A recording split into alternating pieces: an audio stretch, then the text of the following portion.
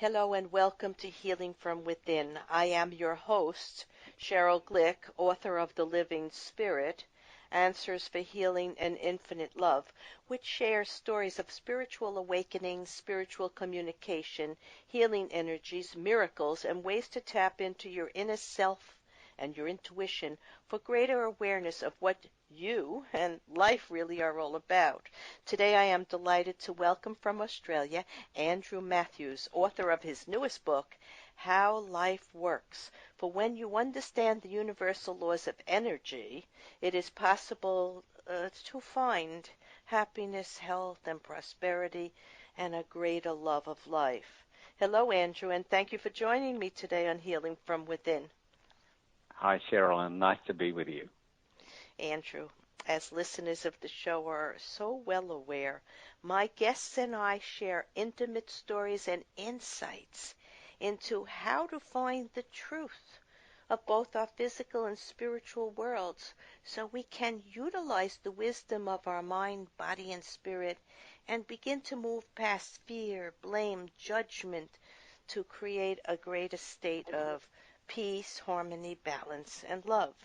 In today's episode of Healing from Within, Andrew Matthews, author of a range of self-help books, whose specialty includes life-work balance, embracing change, dealing with disasters, and achieving success, will show you how good you feel is entirely within your own power. You can find work, you can be surrounded by people you love, and you can also find a greater love of this precious gift of life. Andrew, I always love to ask my guests to think back to their childhood, to remember a person, a place, an event, a goal, a value that may have been influential for the development of the adult they were to become and the lifestyle they would value. Because I kind of feel our life plan is with us at the very beginning. So think back. It was really the experience of, I had a father who always did what he loved in life for a career. And so for the last 25 years of his life, my father was a professional artist. He began life as a butcher, and then he was in the Second World War. And then he was a farmer, and he became an inventor and a real estate developer, and ultimately he really flourished and prospered as a landscape painter. I grew up believing that your career was what you loved to do, and that the only time you changed career was when you found something that was more exciting. And so that was my core belief. And so I have found myself following my heart. I actually wrote a book called Follow Your Heart. But so my belief was that we should do what we loved, and that was how we flourish and prosper. Well, you see, I was brought up to believe that you stay with it. You could be 40 years in a career, but I've had 8 careers, so I have defied that initial training. But I think what you saw with your father was his risk-taking and his ability to allow his inner intuition to guide him to find different ways of expressing his true inner soul being, and I think that's wonderful. You had a great example. Some of us can find it perhaps in one arena of life or one field, but many of us need to explore ourselves, our interests, the world, and if we're lucky enough to travel, and everything is just another way of knowing more about who we are, and that's ultimately what life is about, to know more about who we are and how to have greater compassion and love. So I think that's great you just said that. But let's go on to why you selected the title, How Life Works, and how you have set up the book so readers may find a way to understand approaches to creating new ways to see themselves and to create what we need and want. In the way you set up the book is very apropos for doing this. So tell us about that. Okay. Well, the first thing was why the book itself, and I wrote my first book, Being Happy, in 1988, and after a very slow start, it actually became an international bestseller. And I was this guy who everybody thought should be a psychologist to write books on happiness, but I wasn't. But despite that, I think I write books for people who don't read books. I like to take a very simple and hopefully entertaining approach. And so I've written a series of books about enjoying life and enjoying work. And, you know, the thing that had, I suppose, had me curious for the last 30 years was, why is it that some people who aren't necessarily the people who work the hardest, they're not necessarily the best qualified, why is it that some people just go from one success to another and seem to lead these magical lives, and others who are perhaps very serious and very diligent and very well qualified just seem to struggle? And you know, here's the thing. We grow up with the belief that success will make you happy, and it's a myth. And the reality is that happiness makes you successful. And so the foundation of how life works is that your success depends on how you feel. And when you feel happy and joyous, you become a magnet for people, for opportunity, and for synchronicity, and things just simply work. And so what I set out to do in How Life Works was to firstly make the point that your mission in life is to be joyous. Your foundation for success is happiness. Absolutely. And I set out. Yeah, it's absolutely so. It's not what we do, it's in what we are being or allowing to be from within us to be expressed out into the world, right? And not letting the world determine what it is that we consider success or Yes. or how we live our life. And many people have it turned around. They think that what the world will give to them or not give to them, you know, they get into the emotions of blame and anger and negativity because things are not going their way, but really they haven't gotten their thoughts and their behaviors and their actions in sync with just the joy of being alive and being, you know. So, yes, thank you very much for expressing it that way. Now, your first chapter is entitled When Bad Things Happen. Please tell us why you began the book with this topic and what we can learn from both good and bad experiences. Really, there aren't any good or bad experiences. They're just experiences, and how we perceive them often makes them one or the other. But tell us about that.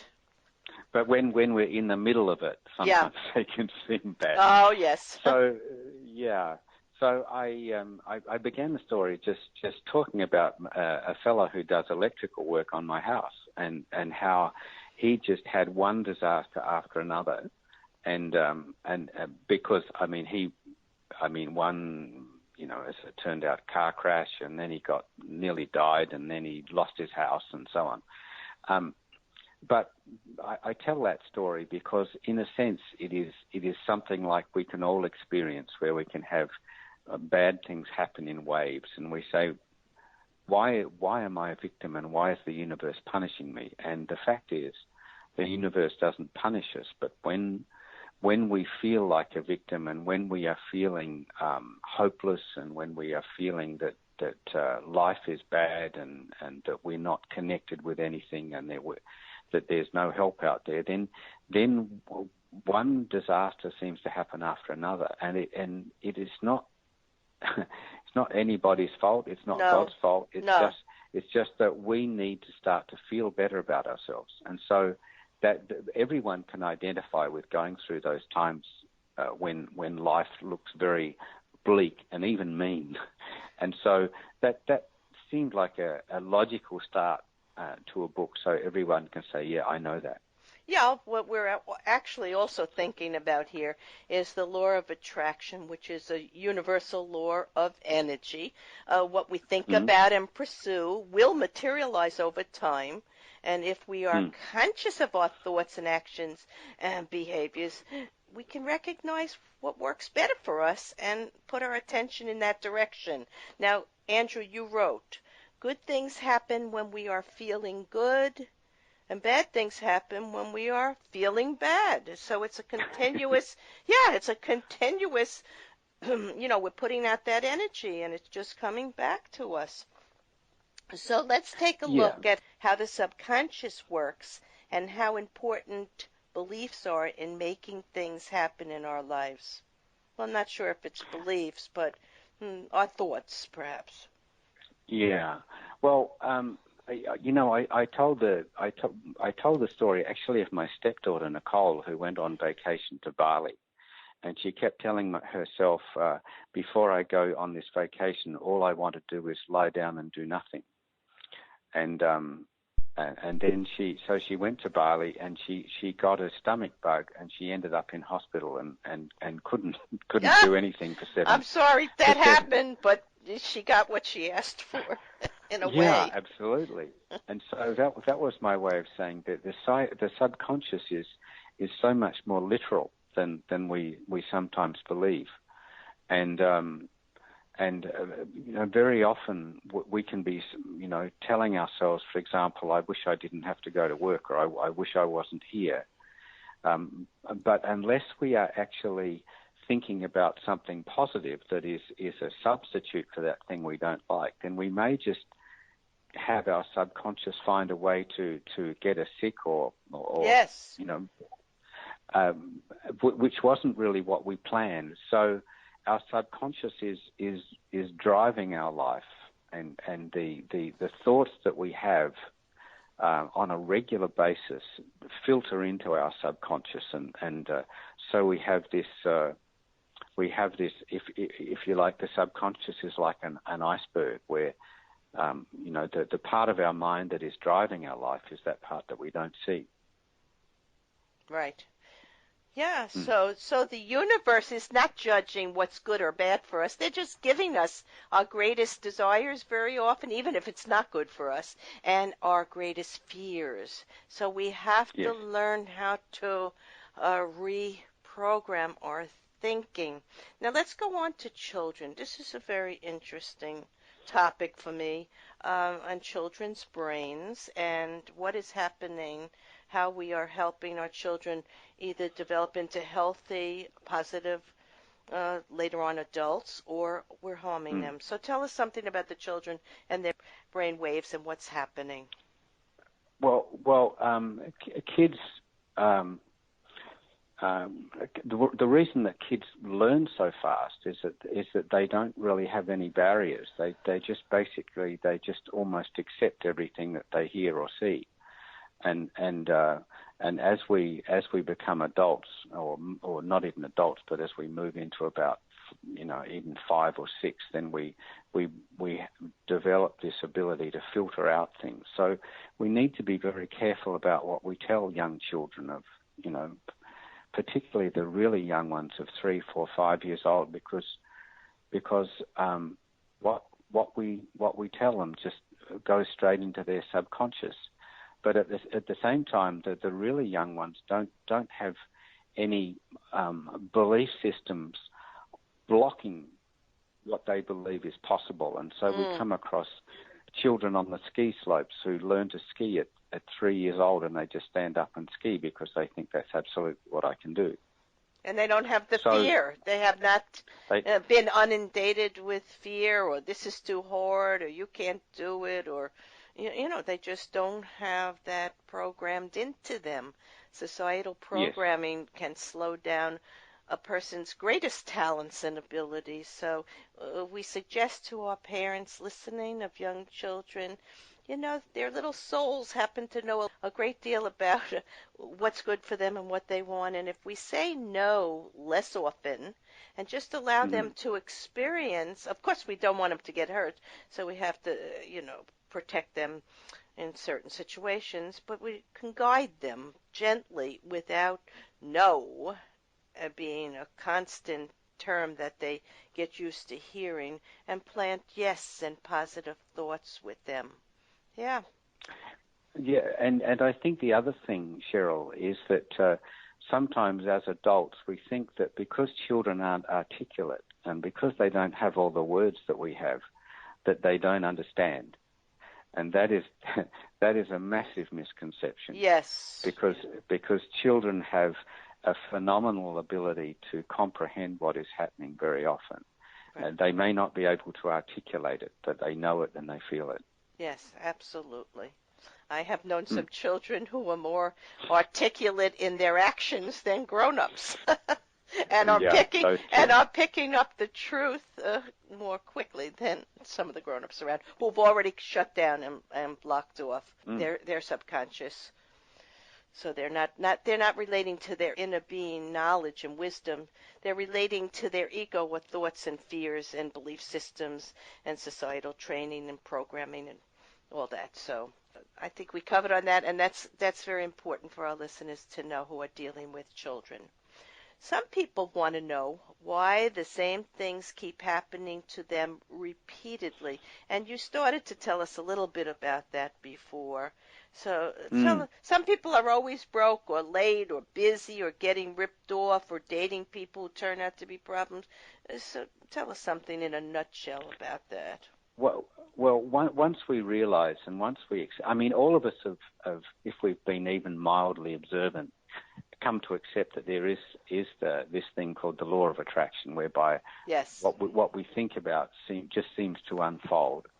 And so once we accept that, then we realize that if we seem to have the same kinds of thoughts, we must, by definition, keep getting the same kind of things happening to us, which is what happens. And so it is that we know people who you can give them $10,000 this week, and next week they need a bank loan to buy a hamburger because they just have this belief that I never have any money, and any subconscious belief that you have will override willpower, will override everything. It doesn't matter if you believe that you are, for example, unworthy of love, then you will find a way to screw up your relationships. No matter how much you tell everybody that I'm ready to find Mr. Right and settle down and be happy ever after, if you believe you are unworthy. So it comes back to these thoughts that we have on a daily basis about who we are and what we deserve, what is possible, become our core subconscious beliefs. And reality. And then it becomes... And our reality. Yeah. And so our life unfolds accordingly. So then what some people say is it's just the way I am. And it's not the way you are. It's just the program that you have. Yes. And so the important thing to understand is that whatever keeps on showing up for you, whether it's poverty or whether it's unhappy relationships or whether it's even illness, at the point that you start to say, this is not me, this is a pattern I have. It's like, it's not my computer, it's just a program I have. I can change the program, and then you just go about doing the things that change your program, and you do that by things like meditation, by visualizing your successful future, by doing all of the things that start to change your subconscious program, and then your life changes accordingly. Absolutely. Why did Einstein say insanity? Oh, insanity is doing the same thing. That's it, yes. And expecting a different result. Well, that's what programming is all about. You're just going to get the same result over and over until you recognize and acknowledge your part in what's happening. First of all, you have to take responsibility, and then you have to take consistent action to change how you're behaving so you can create a new pattern. And that was a very wise statement. I think he was also in tune with the universe and the subconscious and creating our own life through thoughts and energy. So we'll go on to when negativity becomes normal for some people. Why does that happen? What has happened in their young life, their childhood, which may make that just normal for them? They can't really think past it. Well, a chunk of that can be if we're surrounded by negative people, and if we're surrounded by people who don't see joy and they don't see possibility, then that becomes our world too. So firstly, we understand that is really hard. If your parents are negative, and if you're in a job you hate, and if you're living in a neighbourhood that is not uplifting, and so on, then you start to believe, well, that is how the whole world is. And then the first step is to understand, well, it's not the whole world. It just happens to be where I am at the moment. But there are people out there that have a totally different reality. I like that at the moment, because in the next moment, everything could change. And most of us, I'm going to say most of us grew up with worried parents who taught us to worry. I have so many clients who come to me for Reiki healing sessions and the readings that I do, who are loaded with fear and worry, and it's not their own. It was given to them, and it wasn't perhaps even real for their parents or teachers, but it's passed down. It's like something that just keeps coming into our thoughts, just like negative thoughts come in on any given day. Maybe 50% of our thoughts can be worrisome or fearful, but we don't have to engage them, and they don't have to be our truth. That's what we have to learn, to be more discriminating in what we allow ourselves to accept, the energy we embrace, and that which we discard because it doesn't suit us or serve us. Recently there were 2 suicides in the United States. I don't know if you're aware of them. Kate Spade, who was a famous designer, and Anthony Bourdain, both celebrities. Yes. So Anthony, I know of, yes. Mm-hmm. Yeah, and you say in the book, many are suffering from depression, guilt, and fear, and because it's become commonplace in our fast-moving technological society that people want to have everything, and materialism has made such a dent in people's joy and happiness for simpler things. And I think perhaps we have to learn how to accept that which is good for us and be joyful about what we have. And I guess the word gratitude comes in here, a very, very important word for us to think and to find the positive in whatever activity. You say in the book, what's good about confronting rude people? And you actually say, I'm building character and patience. I'm developing people skills, and the rude people at work help me to appreciate other people in my life. So see, this is the way we can spin or turn around something that's uncomfortable and make it something to work for us. So I like that very much. Well, I'm glad you raised that, Cheryl, because one of the points that I make in How Life Works, and also when I do live seminars and things, is this idea that we find what we look for. If you look for good things in your boyfriend or your neighborhood, you find them. If you look for bad things in your job or your boss, you find them. And so we do come across people and situations that are unpleasant. And so the negative person says, well, I'm just being really realistic. There are things in my life that are terrible. But the positive person says, somewhere in there is something that is good, and there is something that is helping me to learn and flourish. And what is that? And so the core difference between happy people and unhappy people is firstly, gratitude, and we can come back to that. But it is this thing to say, what is good about today? What is good about what's happening right now? What is good about my friend? What do I love about this? Mm-hmm. In many ways, it's the questions that we ask ourselves. Yeah, you also give a ladder to climb where you rank emotions from the lowest to the highest. And that's a good way to create better results in our life, because we want to realize where we might be at any given moment and where we can be if we start to move ourselves in the right direction. So tell us something about that ladder of emotion, with fear and grief being at the bottom and love and joy being at the top. Where do we want to be is the question. Yeah. Yes. So the point I'm making there is one of the things we might do is we say, well, how can I be really happy when I'm really fearful and sad at the moment? And obviously, it's a little bit like saying, how can I be traveling at 100 miles an hour when I'm actually going backwards? And good. and the fact is, you get to 100 miles an hour by first of all standing still and then moving at 5 miles an hour, and gradually you increase your speed. So if you're suffering fear and grief, then even at the point that you start to feel like anger or worry, that is still more positive than going Yes. through fear and grief. And then when you're worried, even if you can be a bit pessimistic, that is better than being worried.